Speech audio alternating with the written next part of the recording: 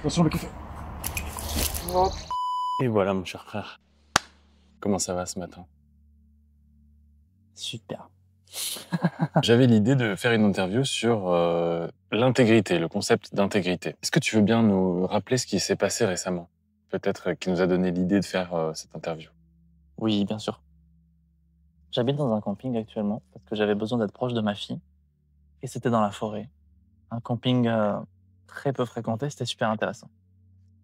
Donc, je suis venu là. Et finalement, je suis resté. J'ai donc un chalet dans les bois. Et en fait, pas très loin de là, il y avait un autre chalet. Ok. Normalement, je suis tout seul ici. Et cet autre chalet a été, entre guillemets, mis en location pour des gens qui sont arrivés avec des énergies tellement dark, bourrées d'entités, bourrées. C'était vraiment très, très, presque criminel. Ouais. Dans l'énergie, tu vois. Donc je vois ça, je prends 30 secondes pour réfléchir et je décide que je vais partir parler à Jean pour lui dire écoute-moi, soit tu me donnes un autre chalet demain, soit je pars à la fin de la semaine. Et la première chose qu'il m'a dit c'était prends le chalet 20, qui est en fait considéré comme la perle d'ici parce qu'il a vu sur les montagnes et tout ça et c'est juste à 300 mètres. J'ai dit d'accord. Donc il te propose le meilleur logement du camping. Oui. Parce qu'il t'aime bien. Oui. Et qui considère que ton avis importe beaucoup. Oui. Ensuite, je lui ai parlé, je lui ai dit fais attention. Voilà la situation. Il y avait beaucoup de choses, effectivement, parce que ces gens-là ont commencé à me parler et j'ai été extrêmement strict et ferme avec eux. Contrairement à moi. Et oui, est-ce qu'on est d'accord que tu as capté l'aura malfaisante? Oui. Ok. Et ton attitude pour pas être considéré comme un ennemi face à cette aura malfaisante, c'était de te comporter comme eux, pour qu'ils te considèrent comme un proche et non comme un opposant, Oui. un danger, un rival. Il s'avère que ces hommes-là sont venus pour faire des travaux pour le propriétaire du camping. Et en fait, ils ont juste arnaqué le propriétaire. Parce que c'était un coup bien monté, crédible apparemment, sur le papier. Bon, mais en tout cas, le but, c'était de savoir comment réagir face à une situation comme celle-ci, quand des personnes viennent dans ta bulle, dans ton univers, avec une aura malfaisante ou des mauvaises intentions. Et ce matin, il m'est arrivé encore un truc, un peu un même contexte. Donc je travaillais là. Je travaillais devant chez toi parce que j'aime bien travailler sur ta terrasse. Et je savais que Naya dormait, tu vois. Toi, tu travaillais, mais à l'intérieur. Et là, il y a Eric, un voisin un peu lointain là, qui arrive et qui discute avec moi. Mais fort. Précédemment, je lui avais déjà dit que Naya dormait. Mais je me suis dit que c'était tellement évident qu'il fallait pas parler fort. Et puis moi, je parlais pas fort. Et donc, encore une fois, on peut dire que j'ai manqué d'intégrité parce que j'ai pas su lui dire de baisser le ton. Donc voilà, ça fait déjà deux situations très concrètes qui m'ont mis face à mon manque d'intégrité. Et je voulais savoir, du coup, Et aujourd'hui... rappelle-toi, la troisième, et c'est la pire, quand on était oui. au Maroc, on se met donc à Essaouira, super, on était bien, et je te retrouvais, donc il y avait plein de choses à mettre en place, plein de choses à guérir, plein de choses à... Voilà. Je t'invite au resto. On se pose, et là, il y a un mendiant qui arrive, et il te check. Il vient te voir comme si tu étais le meilleur ami du monde, et il avait toute l'attitude d'ouverture, ce à quoi tu as répondu sans même comprendre. Tu le check. Avait-il la main propre? Probablement pas. Le pire dans tout ça, c'est le contrat. Parce que quand quelqu'un vient relationner avec toi pour faire un check, il met tout un tas d'intentions dans sa main auxquelles tu peux signer. Et tu venais de signer un contrat avec lui sans t'en rendre compte. Et il est venu me voir pour que je signe le même contrat et il voulait me serrer la main. Tu te rappelles ce que j'avais fait? T'as mis ta main devant, en mode stop, et tu lui as dit non, fermement. Non. C'est mon truc. J'ai pas dit non à sa lumière, j'ai pas dit non à l'amour qu'il incarne, j'ai dit non à l'intégralité des fonctionnements qu'il porte et dans lesquels il veut m'imbriquer. Parce que toi, à partir de ce moment-là, t'es devenu sa porte d'entrée à chaque fois que tu te baladais dans la rue.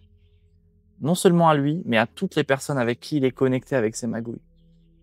Quand je te dis avait-il la main propre, c'est sur plusieurs niveaux qu'il faut l'entendre. Qu'est-ce qu'il signe comme contrat avec? Qu'est-ce qu'il touche avec? Qu'est-ce qu'il porte avec? C'est non. Ta question est profonde. Comment réagir face à ce type de situation? Est-ce que tu as d'autres questions qui permettront peut-être Bien sûr, détailler bien le sûr, propos? bien sûr, bien sûr. Alors là, on est toujours dans l'intro, hein. Mais c'est Ouais, ouais. bien qu'on ait mis en place ces 3 exemples ultra concrets qui peuvent Mhm. arriver à n'importe qui et qu'on ait ma réaction et ta réaction, qui sont d'ailleurs totalement opposées. Oui. Alors déjà, pour commencer, je voulais savoir, qu'est-ce qui, dans leur énergie, à ces messieurs-là qui sont venus à côté de chez nous, qu'est-ce qui t'a directement alerté qu'il fallait mieux partir? Ils avaient des démons. Moi, je Mais les vois. comment tu le ressens? Comment tu le Je vois? les vois. En gros, une aura noire, des yeux ensanglantés, des pensées toxiques, des serpents noirs qui entourent leur corps. C'était et c'est pas tu sais, quelqu'un avec une aura grise ou noire, c'est hyper fréquent pour un clairvoyant. J'en vois tout le temps. Mais là, c'était maléfique. C'était non seulement une aura noire, mais des gens consentants avec les accords du mal. Parce que pour en arriver à ce degré de noirceur, il faut le signer. Et si on n'a pas cette vision concrète, comment être sûr qu'on se fait pas un film? C'est simple. Tu l'as pas vu, Laura? Non. C'est pas grave. On s'en fiche. Tu l'as quand même senti. Quelque chose en toi a fait danger. Ouais, mais comment être sûr que c'est pas un préjugé? Est-ce que tu es d'accord que tu as d'abord senti danger et ensuite tu as analysé cet état? Oui.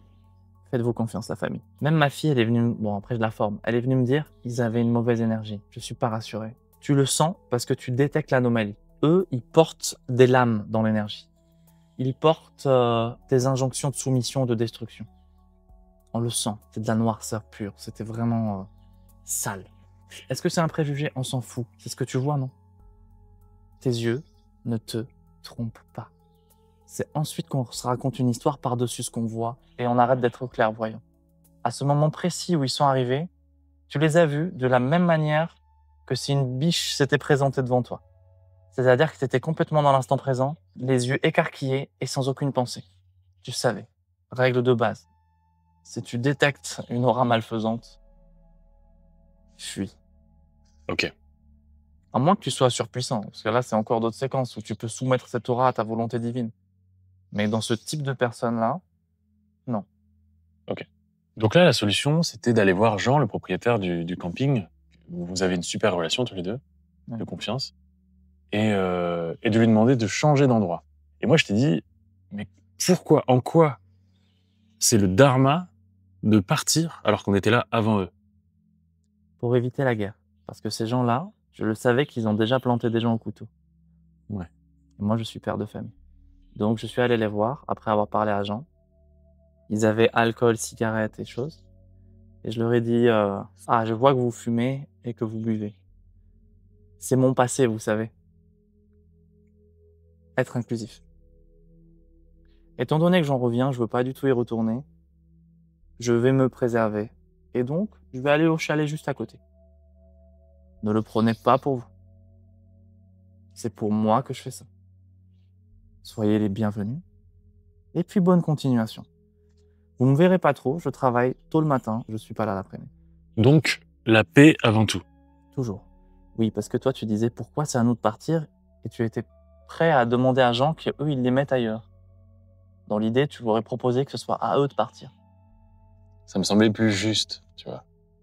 Si jamais tu rentres dans le système neurocognitif de quelqu'un, tu rentres comme une information, alors que son système est toxique, la première chose qu'il va vouloir faire de toi, c'est extraire toutes les opportunités. Parce que là, on est dans un cas vraiment malfaisant. Donc, il t'aurait fait payer ça. Parce que toi, ton énergie, c'était une posture de sauvegarde égotique. Ton ego qui te protège. Oui. C'est une défense, et cette défense, pour eux, est une attaque. Donc, ils vont te le faire payer. Et pour moi, c'est pas possible de traiter ça. Je connais trop ce genre de sphère. Je sais comment les traiter. Il faut les traiter avec la paix et la sagesse. Même si ton ego veut te défendre. Tu serais père de famille, t'aurais pas fait ça. T'aurais naturellement mis tes enfants derrière toi. Parce qu'un père ne part pas en guerre sans raison. La guerre, c'est le dernier recours. Est-ce qu'on peut dire que le dharma, finalement, c'est un peu la différence entre la fuite par peur et le départ par sagesse? C'est une fuite sage. C'est une qualité de survie alignée. Et ça ne paraissait pas être une fuite. Parce que je me suis positionné, je suis allé jusqu'à devant eux, à parler, à poser mon énergie. Ça ne semble pas être une fuite. Mais dans les faits, j'ai quand même fui. J'ai fui leur aura malfaisante. Et j'ai eu raison de faire ça. Donc pour finir l'anecdote, il s'avère que le lendemain, ils ont arnaqué le propriétaire de plusieurs centaines d'euros. Et l'arnaque a été découverte et ils sont partis aussitôt. J'ai dû poser une protection 2 fois plus puissante que ce que j'avais mis chez moi. Le soir, le bien-aimé me dit, s'il te plaît, protège ta demeure. Et donc, j'ai fait tout un travail de sanctification du lieu. J'étais très étonné parce que je suis protégé à 100%. Et que là, il y ait une demande d'addition d'un bouclier dharmique, c'est sérieux. Les gens ne voient pas ce qui se passe dans l'invisible. Par exemple, quand un lieu est riche, vibratoirement parlant, avec une ressource énergétique, bah naturellement, les gens y vont. Il y a un lac là-bas, il y a plein de gens qui y vont. Il y a le taux vibratoire qui est super fort, Ouais. mais personne ne le sait ou le voit. Donc, il y a un soleil. Et les gens qui sont un petit peu des malfrats, ils sont pas dans le soleil, ils sont en périphérie du soleil. Ils vont dans les noirceurs de cet espace-là. Et tu les vois d'un coup, c'est un lac, hein. Et donc, tu as le soleil avec les familles, les enfants, les trucs à boire. Et loin là-bas derrière, ceux qui vont pouvoir faire des trucs pas nets, qui vont fumer ou se droguer ou truquer. Et tu le vois dans l'énergie. Moi, je vois le soleil. Quand tu poses un soleil comme ça puissant, ce genre d'énergie partent. Pourquoi je dis ces genres d'énergie partent? Parce que ces êtres-là, si tu veux, à un moment donné dans leur vie, ils ont choisi de signer un contrat avec l'ombre parce que l'humain est lumière et amour. Et que pour survivre, tu te rends compte que pour pouvoir tuer quelqu'un ou arnaquer quelqu'un, tu dois violer les lois d'amour et d'harmonie. On en est incapable strictement. Pour réussir à le faire, on est obligé de signer un contrat avec une entité. On lui donne l'accès à notre système pour qu'elle puisse prendre le contrôle et violer les lois d'harmonie. On en est incapable, nous. Donc, pour survivre sur Terre, on a déjà dû structurer, à cause de notre système instinctuel, des contrats avec l'ombre des gamins. Est-ce qu'il y a moyen de voir une liste des contrats auxquels on a signé? De voir, De la voir, ouais. oui, mais tu pourras pas la voir entièrement. Elle est beaucoup trop longue et vaste. Oh. Tu peux la voir par fragments, à la mesure de la dilatation de ton champ de conscience et de ta manière de le comprendre.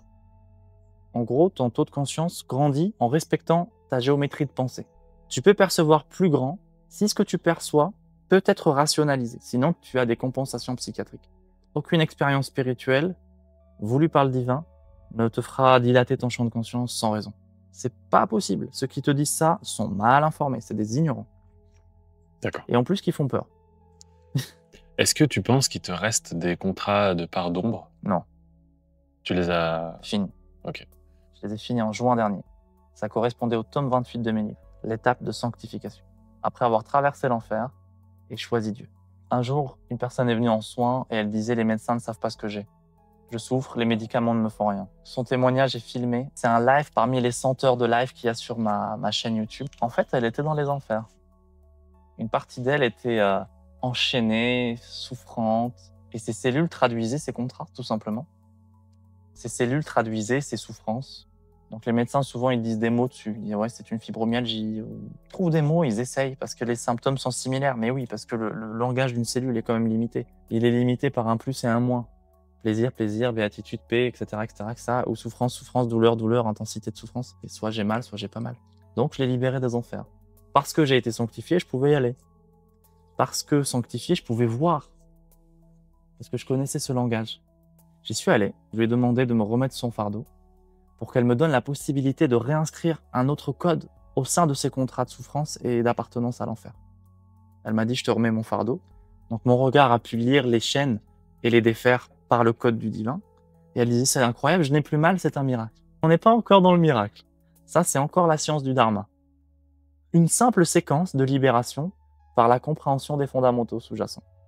Même si c'est pas conscient pour elle. Oui, ça suffisait parce qu'elle a simplement donné l'accord.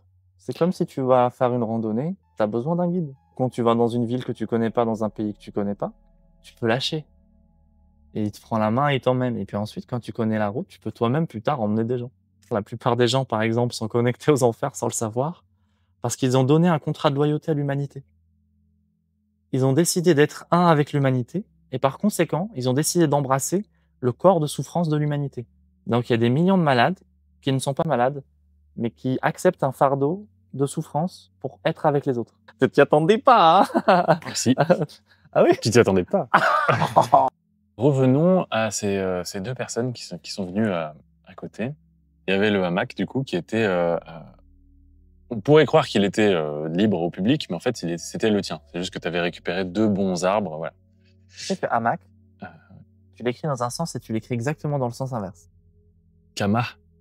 Non, hamac, hamac. Non, je rigole. Non, t'as fait fondre mon cerveau, là. Ouais, j'adore. Par contre, le moment où ça a bugué, t'étais complètement dans l'instant présent. Ouais. J'adore. Dommage que ce soit dans ces conditions, seulement. On coupera en montage. Et donc, pendant qu'on enlevait ce hamac, ils ont commencé à me parler et on a discuté. Et j'ai été trop gentil avec eux. J'ai parlé comme si c'était mes amis. Pourquoi, à ton avis, j'ai été trop gentil? Pourquoi j'ai manqué d'intégrité comme ça? Parce que tu n'as pas su évaluer la situation. Si je pense, en toute honnêteté, que je l'ai évalué. Non. Je pense que tu as compris ce dont il s'agissait, mais pas l'importance de l'impact négatif qu'ils peuvent avoir sur toi.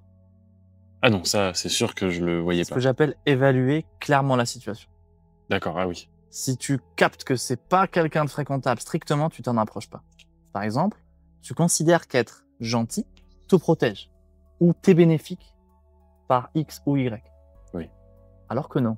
Être gentil crée un lien d'attachement avec eux. Toi, dans cette situation-là, tu étais en train de créer des liens. Parce que créer des liens avec ton bourreau te permet de le maîtriser, de savoir où il est, ce qu'il fait et ce qu'il pense. Donc inconsciemment, tu penses que je voulais créer un lien avec mon bourreau potentiel pour le maîtriser? Oui. En quoi c'est un mauvais choix finalement? Parce que tu crées des failles. Tu lui donnes accès à toi. Tu laisses ton bourreau rentrer. Parce que sans t'en rendre compte, tu avais donné des informations sur moi. Parce que tu n'as pas su voir comment il fonctionne. Tu as dit que je faisais de la musique. Et moi, j'ai senti leurs énergies venir dans ma maison. Il a quoi comme guitare? S'ils le savaient, ces mecs venaient pomper tout l'argent de gens. Le maximum. Ouais. C'est une personne âgée dans leur esprit. Ils repartaient avec ma guitare, ils auraient fini leur taf ici en quelque sorte. Ensuite, je ne sais plus qui a dit que je faisais des arts martiaux.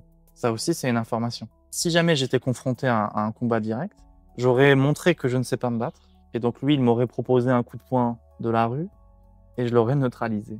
Alors que là, il savait que je savais me battre. Donc ça aurait été beaucoup plus dur pour moi. Tu veux dire que tu n'aurais pas eu l'effet de surprise? C'est ça. Ce qu'il veut, c'est me détruire. Et il veut faire ça avec tout le monde. Il est venu pour détruire Jean. Et il est venu étendre son aura maléfique partout. On touche un truc vraiment très important. Tous les humains veulent vivre l'amour, la paix, la lumière. Tout le monde. Tous ceux qui me regardent sont comme ça. Tous ceux qui m'écoutent aujourd'hui sont comme ça. Et à cause de ça, les humains ne voient pas la réalité du terrain. Il y a vraiment des méchants. C'est de la naïveté qui est parfaitement branchée à leur innocence, à leur espoir. C'est des bonnes qualités, il faut les garder. Par contre, quand ces qualités interfèrent avec le jugement, ça devient dangereux. Prenons le cas de nombreuses femmes comme ça. Proportionnellement, il y a plus de femmes connectées à l'amour altruiste que les hommes à cause du système de survie. Ces femmes-là, par exemple, en majorité, sont-elles capables de ne pas étudier un homme de la bonne manière, de le discerner. Et donc, elles donnent un accord à des pervers. Parce qu'elles voient le bon, entre guillemets. C'est bien, mais elles ne tranchent pas. Ok, je vois du bon en toi, mais je vois aussi plus de mal ou du mal. Et en tout cas, ce mal-là, je lui dis non. Elles sont prêtes à lui dire oui par l'idéal qu'elles portent en elles pour l'humanité. Tu te rends compte comme c'est beau? Mais ça manque de structure. Il y a aussi des hommes comme ça, bien sûr. Toi, tu es comme ça. Et c'est ce que tu as fait avec eux. Tu vois, j'ai été d'abord, j'étais dans leur direction. Je me suis dit, si je m'enferme, si je fais le mec timide, si je reste dans mon coin, je vais peut-être potentiellement passer pour la tête à claque ou attirer, voilà, tu vois. Donc je préfère briser la glace, arriver et dire, ça va les gars, on est pas mal ici, tu vois, truc comme ça. Sauf que derrière, ils m'ont posé des questions. Et alors, moi, ma question, c'est comment éviter de se laisser prendre par ces questions intrusives si ces personnes sont menaçantes. Il faut que tu reviennes à la base. Désolé d'aborder ce sujet, mais bon. Non, très bien. La Terre, faut y aller. Des fois, faut descendre dans le chakra racine. On dit que le divin doit s'incarner dans chaque cellule et que l'être humain doit descendre dans sa matière. C'est à cause de ce genre de questions que les gens ne descendent pas. Parce que ça fait super peur. La question, avant tout, à te poser, c'est, il y avait le hamac. Ils étaient à 3 mètres du hamac, 4 mètres du hamac. Et toi, t'es allé le chercher. Bon, ok, on te pardonnera parce que t'as pas complètement évalué correctement la situation. C'est normal. On te l'a pas appris. Je me remets en situation. C'est pas toi dont on parle, mais moi. J'ai compris qui ils sont, ce qu'ils veulent et ce qu'ils font. Je vois ce hamac. Je sais que si j'y vais, je vais rentrer dans leur champ. Il y a très peu de chemin à partir de ce moment-là. Premièrement, ça va jusqu'à là. Suis-je prêt à me battre? La réponse est oui ou non. Si la réponse est oui, je suis prêt à me battre. Peu importe, je suis prêt à me battre. Et se battre, ça veut dire aller jusqu'au bout. Je suis prêt à les neutraliser complètement si eux tentent de me blesser. Je les neutralise. Oui. Si la réponse est oui, alors j'irai. C'est pas si simple que ça, je te le résume vraiment. On va dire que la réponse est oui, donc j'y vais, je cherche mon hamac, ils me parlent, je leur dis clairement bonne soirée, je rentre du boulot, je vais rester dans le silence, j'ai besoin de me retrouver. Toi, tu n'as pas ces mots, moi je les ai. Tu verras que si tu oses les prononcer maintenant que tu les as, ça te sauve beaucoup de situations. Et les gens, généralement, quand tu leur dis un truc comme ça, ils réagissent de façon compréhensive, même un glandu. Et d'accord. Il est pas ok, lui. Donc j'y vais, je chope mon machin et je me casse. Mais si je suis sage et que je sais qu'il y a un potentiel de se battre, la question c'est, est-ce que le hamac est important? Et la réponse est, je m'en fous complètement. Je reste dans ma sphère et je les mets à distance. Donc toi, tu n'avais pas évalué si tu savais te battre, si tu pouvais te battre. Tu y allais quand même sans évaluer l'importance du hamac. Et ensuite, pour éviter tout conflit, tu as relationné de façon amicale, sans te rendre compte que tu as donné beaucoup d'informations et de failles. Ils ont voulu savoir à qui ils avaient affaire. Ils savaient que j'étais riche pour une seule raison. J'étais droit. Et quelqu'un de droit se respecte. Et s'il se respecte, il crée une belle vie. Et ça inclut plein de séquences dans le plan d'harmonie financier. Ok. Et donc, ils ont essayé de m'évaluer parce qu'ils comprenaient pas ce que je faisais là. Si je suis bien portant, si j'ai des moyens, qu'est-ce que je fais dans un camping? Ils ont fait 2-3 tours pour savoir un petit peu qu'est-ce qu'il y avait devant chez moi, comment je positionne mes affaires. Du coup, comment éviter? Alors, moi, j'arrive, j'essaie de briser la glace. C'est un peu théâtral, hein. C'est pas vraiment. Comme j'arrive vers eux et que je me mets à leur parler, eux, ils me posent la question. Ils me posent des questions. Alors, on est bien ici, il y a quoi à côté? Qu'est-ce qu'on peut faire? C'est quoi les activités, etc. Comment répondre sans donner d'informations? Tu peux mentir. Je peux mentir dans ce cas-là? Bien sûr. Ok. Ta vie passe avant tout. Tu sais, moi je fonctionne par protection du dharma et sanctification des espaces. Je protège ma famille. Et les seuls êtres qui peuvent s'approcher de mon précieux doivent être des serviteurs du dharma. Des gens humbles, des gens sincères. Qu'ils soient consciemment des serviteurs ou peut-être un boulanger avec le cœur pur. Je ne demande pas que les gens croient comme moi. Je demande que les gens respectent l'amour et qu'ils soient bienveillants. Je demande à sentir chez quelqu'un que je ne connais pas que si par exemple quelqu'un se fait agresser, je lui donne ma fiche, je fais prends-la, tu vois. Il y a des gens que tu ne connais pas, tu sais que naturellement s'il y a un problème, ils prendront ton enfant pour le protéger. Tu vois ce genre de personnes? Ouais. On en connaît, on en voit, tu les sens tout de suite. Ils ont une fibre d'innocence. Si les gens sont comme ça, je peux leur parler de moi. Je peux donner des informations parce que je sais qu'ils méritent ma confiance. S'il y a des gens comme ça, tu peux faire en sorte de te protéger et là, tu vois en fonction de la situation. Tu peux être évasif dans les réponses. Tu peux être un petit peu politique. Tu réponds à leurs questions par une autre question. Ouais. Par exemple, est-ce qu'il y a des trucs à faire dans le coin? Tu leur dis, ah, vous savez, nous, on est vraiment pas marrants. On passe notre temps à bosser, je sais rien de la région. C'est 18h, 20h, d'ailleurs, je suis crevé. Oui, bah après, c'est quand même un sacré entraînement. Là, par exemple, la réponse que tu viens de dire, faut aller la trouver quand même. Mais quoique, parce que maintenant que tu m'as parlé de tout ça, etc., et que je vois arriver le truc, j'ai le temps de me préparer à mes potentiels mensonges de protection. Un mensonge, c'est pas t'inventer une vie. C'est un peu compliqué, ça. Un mensonge, c'est plutôt... Changer la trajectoire de la question. Excellente répartie, exact. Changer la trajectoire de son regard. Si son regard veut aller dans ton royaume, tu le dévies. Ouais. Il veut rentrer dans ce que tu as de plus riche, tu le dévies. Parce que lui, ce qu'il veut, c'est prendre. Donc, tu le dévies, tu le dévies, tu le dévies. Ok.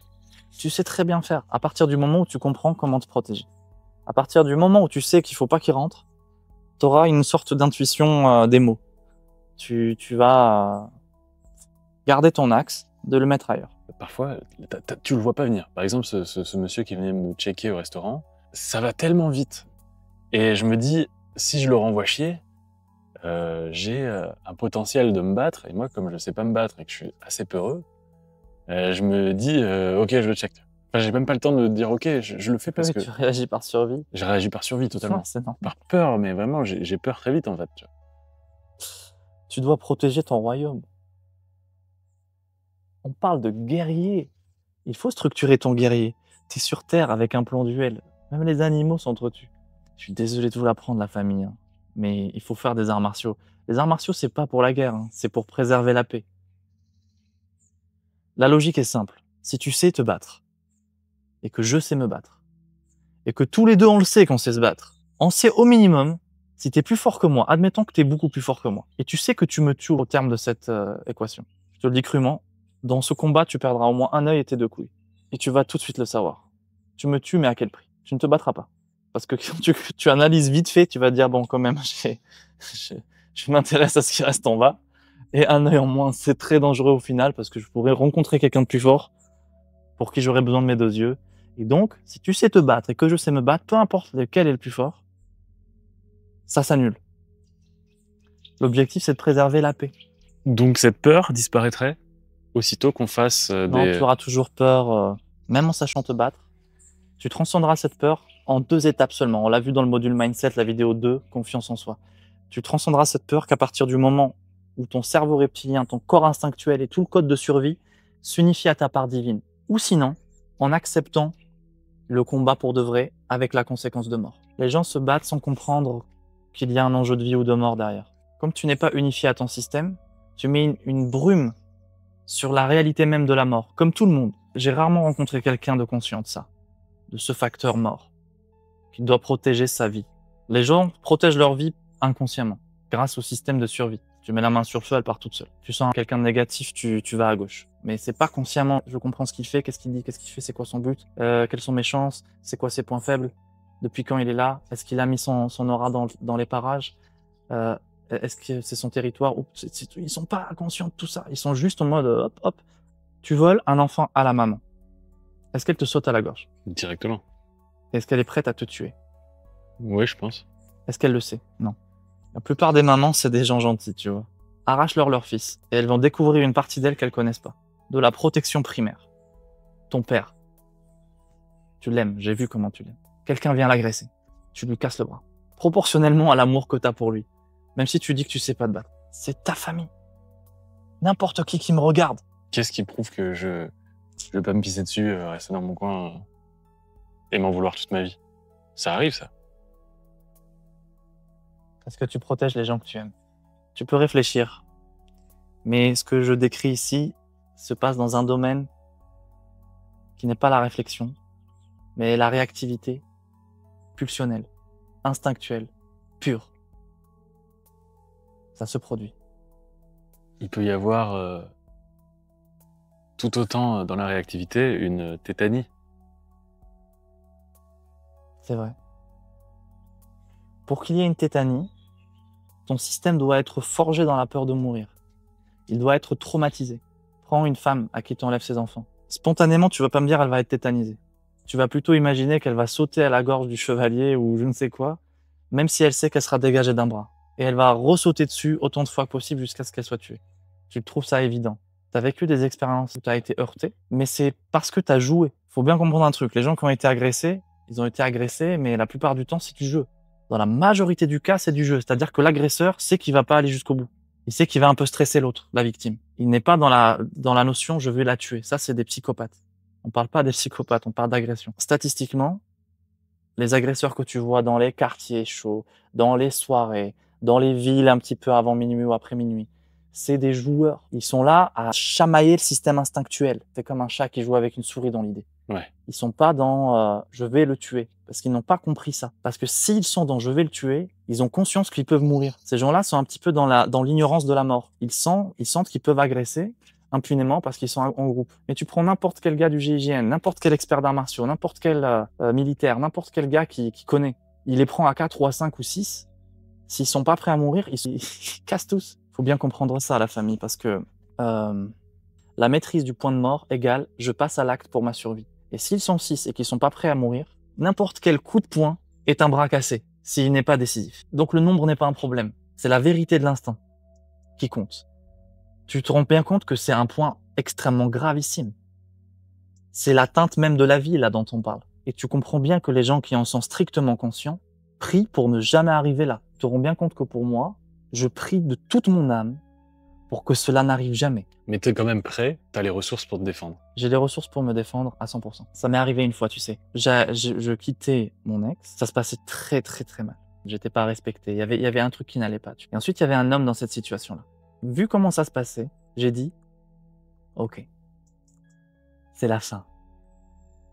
je prends mes affaires et je m'en vais. C'est aujourd'hui la cessation du lien avec cette femme, la cessation du lien avec cet homme. Et en fait, il s'est mis à hausser le ton et il y avait ma fille. Donc j'ai calmé le jeu. Ma fille a pas eu peur. Elle a évalué la force que j'avais. Je lui ai quand même dit d'aller se cacher. Donc elle est partie, tu sais, pour éviter un petit peu d'entendre des choses. Et à un moment donné, j'ai pris mes affaires et il s'est mis devant moi pour m'empêcher de partir. Et il a voulu me tenir. Je l'ai regardé dans les yeux avec l'information, si j'ouvre le combat, tu es mort.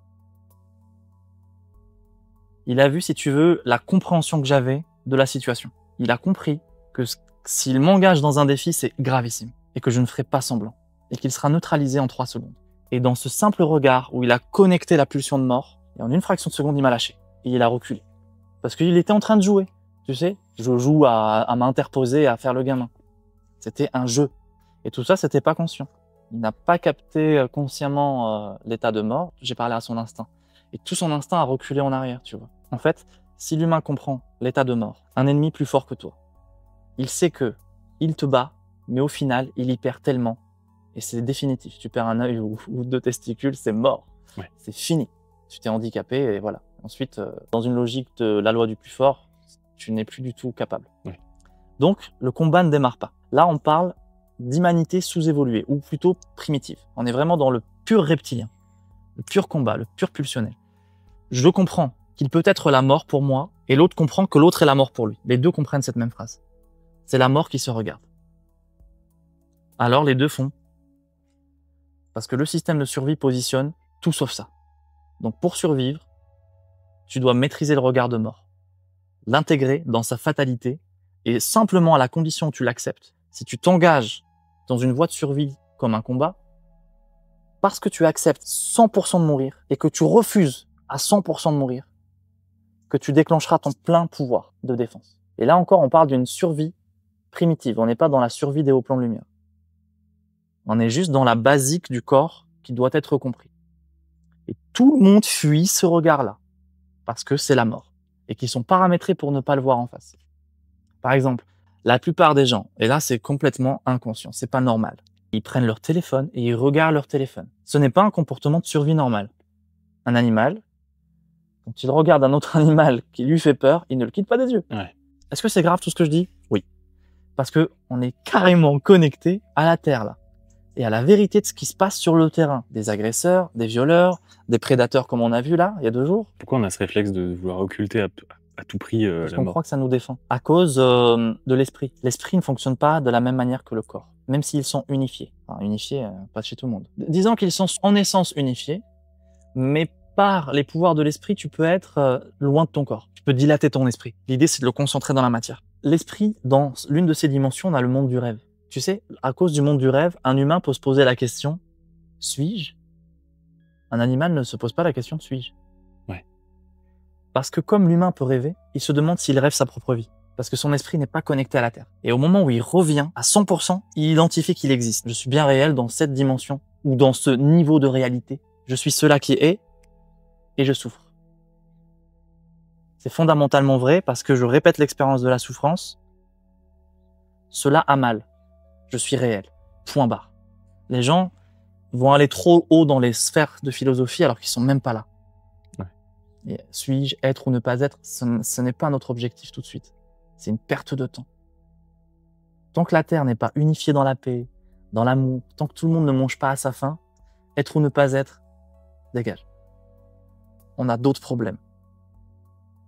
Il y a des femmes qui marchent dans la rue avec peur, il y a des gens qui ne mangent pas à leur faim. Est-ce que la capsule de soins, elle peut aider à supprimer les contrats, mais aussi à revoir un peu nos priorités en termes de réaction face à un danger? Oui. Elle fera en sorte que ta part divine te donne le mouvement d'incarner et d'intégrer le programme par des choses simples, des mises en action concrètes. Mais tu auras quand même ta part. C'est comme si on t'explique le geste, mais tu dois le pratiquer, tu vois. Ok, oui. Donc oui, elle va forcément changer ta vie. Comme tous mes clients le confirment, tu vois. Mais précisément par rapport à cette question, c'est comme ceux qui ont la maxophobie, la peur au volant. Tu peux traduire, tu peux neutraliser les programmes qui créent cette peur, mais il faudra aussi travailler tout le comportement dans l'espace-temps pour réintégrer les distances, les formes, la confiance en ta réactivité, parce que ceux qui ont la maxophobie ont peur de ne pas maîtriser la situation extérieure qui est le véhicule et les informations annexes. Donc ces gens-là, même s'ils prennent la capsule de soins et que ça va fonctionner, ils devront traiter l'état d'appréciation des distances et des formes. Donc, c'est quand même bien de pouvoir se retrouver parfois confronté à des situations de potentiel danger pour voir comment on réagit et essayer de réagir au mieux de plus en plus naturellement. Oui, c'est de l'adaptabilité. Ok. Tout ce que tu nous disais à propos des arts martiaux, moi personnellement, ça me donne envie de m'inscrire avec toi, d'essayer de pratiquer, etc. Il y a toujours une petite partie de moi qui a envie de savoir se défendre. Et je voulais savoir si tu avais une technique pour les gens qui voudraient se mettre à des sports de combat, mais qui ne se voient absolument pas porter des coups à quelqu'un, faire mal à quelqu'un. Tant mieux. L'objectif des arts martiaux, c'est la maîtrise du point de mort pour la paix. Les arts martiaux ne sont pas là pour qu'on se batte. Ils sont là pour qu'on ne se batte pas. C'est vraiment l'objectif. Ceux qui ne pensent pas ça n'ont rien compris. Vous n'avez rien compris. Vous n'avez rien compris. L'objectif, c'est aime ton prochain. Parce que si tu appliques aime ton prochain, tu obtiens abondance et prospérité. Si tu appliques aime ton prochain et que je fais pareil et que tu fais pareil, on est dans un autre réseau. On est dans un réseau d'amour. On est dans un réseau d'entraide, de solidarité. On est dans un réseau où si tu as faim et que tu n'as pas, je te donne. Parce que quelqu'un me donne aussi si jamais je suis dans cette situation. On est vraiment une équipe. Aime ton prochain est un code à suivre. On a besoin de considérer cette étape de mort. Alors, qui est concerné par ce besoin de compréhension? Les personnes qui veulent atteindre leur plein éveil, leur plein potentiel et l'état de divinisation totale. Pour d'autres, si vous n'êtes pas là, c'est pas nécessaire. À moins que vous soyez simplement curieux et que vous aimez bien apprendre des choses, donc ça vous regarde, c'est bien.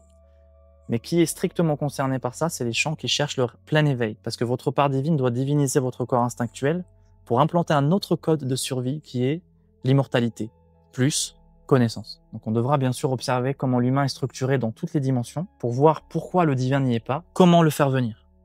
Donc étudier la mort fait partie des schémas. Super.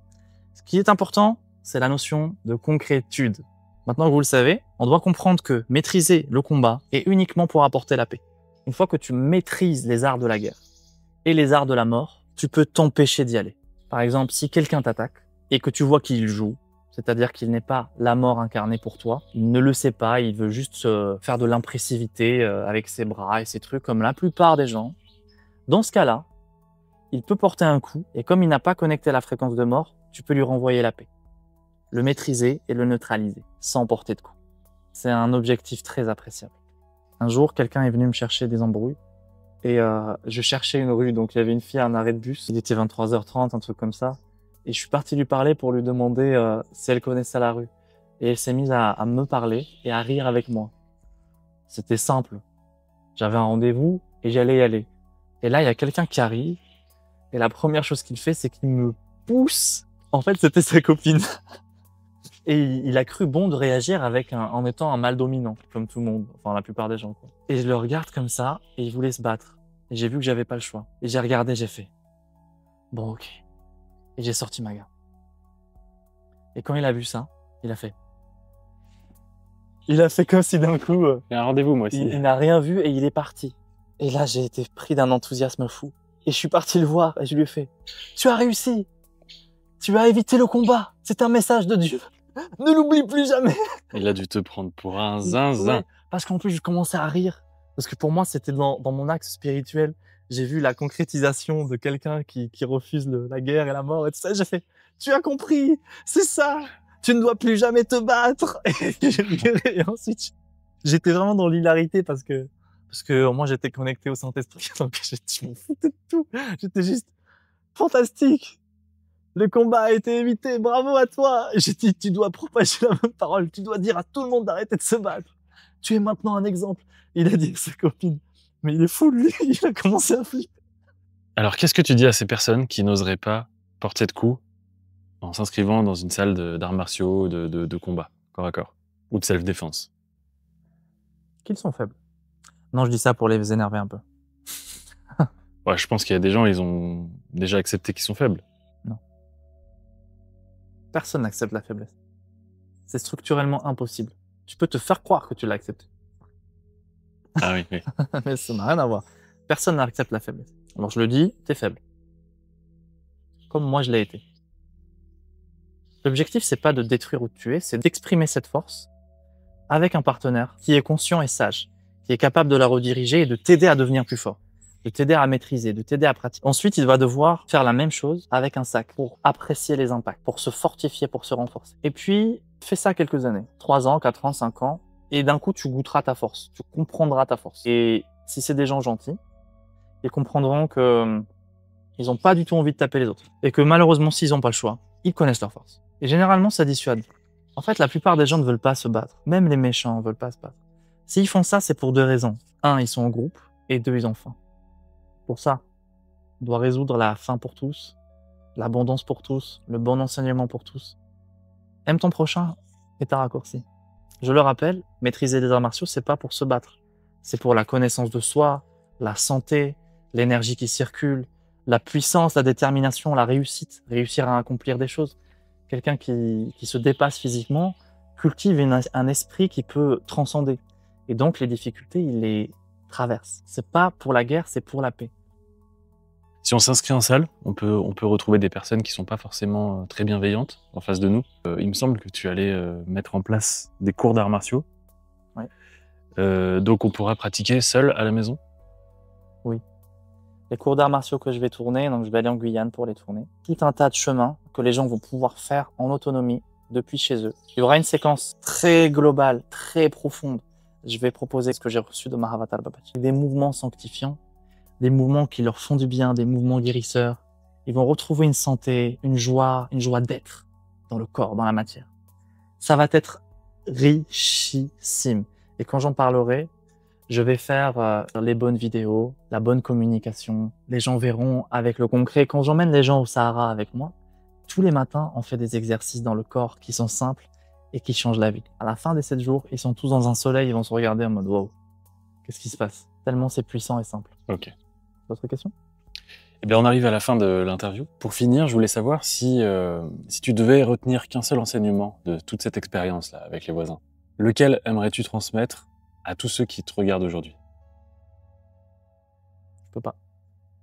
Je peux pas répondre parce que si c'est un enseignement qui me concerne, je répondrai quelque chose. Mais si c'est un enseignement qui concerne tout le monde, ce serait pas ce que moi je retiendrai. Oui. C'est ce que j'aimerais que eux retiennent. Et ma vision des choses n'est pas la leur. Donc je suis obligé de généraliser une clé qui puisse passer à tout le monde de façon simple et s'intégrer. Moi, je dirais souris pour moi-même et demeure cette fermeté-là. Parce que non seulement ça les a dégagés, il n'y a eu aucune faille, ils sont pas venus chez moi, à aucun moment ils ont tenté. Et en plus de ça, j'ai eu le meilleur chalet de l'histoire. Et les gens ont reçu une grande leçon aussi. Après, j'ai été guidé, tu sais. La première chose que j'ai fait, c'est de dire au divin, je fais quoi là? Il m'a dit quoi faire, hein. Tu te positionnes, tu bouges avec fermeté. Moi, j'avais juste à dire ok. Que je t'ai sorti là, c'est pas mon génie. Ouais, je sais exactement gérer. Et la première chose que j'ai fait, c'est waouh. C'est ta volonté, ça?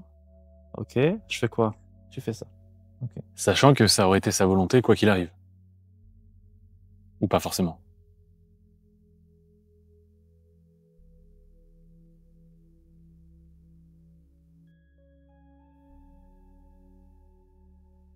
Aujourd'hui, je te dis c'est sa volonté quoi qu'il arrive. Mais plus tard, je te dirai autre chose.